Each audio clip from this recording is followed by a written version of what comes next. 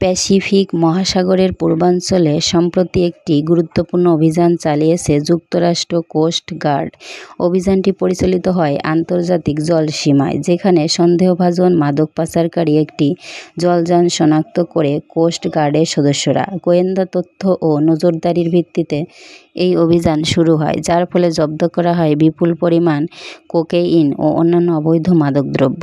জানা গেছে, পাচারকারীদের লক্ষ্য ছিল আমেরিকার পশ্চিম উপকূলে মাদক পাচার করা। তবে অভিযানের আগেই যুক্তরাষ্ট্রের নিরাপত্তা বাহিনী তাদের গতিবিধি পর্যবেক্ষণ করছিল। উপকূলরক্ষী বাহিনীর উচ্চগতি সম্পন্ন জাহাজ এবং হেলিকপ্টার ব্যবহার করে ওই জলযানটিকে থামাতে বাধ্য করা হয়।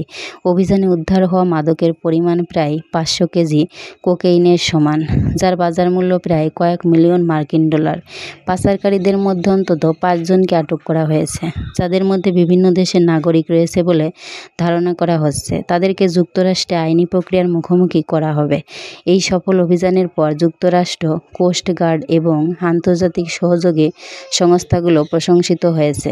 কোস্ট গার্ডের একজন মুখপাত্র বলেন, এই ধরনের মাদক বিরোধী অভিযান আমাদের অঞ্চলের নিরাপত্তা ও যুব সমাজকে রক্ষা করার ক্ষেত্রে অত্যন্ত গুরুত্বপূর্ণ ভূমিকা রাখে। আমরা আমাদের মিত্র দেশগুলোর সঙ্গে সমন্বয় করে এই ধরনের অপরাধের বিরুদ্ধে কার্যকর পদক্ষেপ চালিয়ে যাব।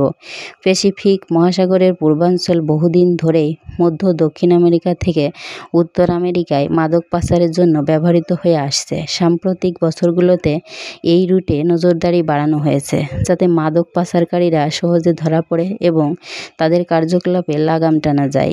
এই অভিযানের মাধ্যমে প্রমাণিত হয়েছে যে মাদক বিরোধী আন্তর্জাতিক প্রচেষ্টাগুলো কতটা কার্যকর হতে পারে সঠিক সমন্বয় ও পরিকল্পনার মাধ্যমে।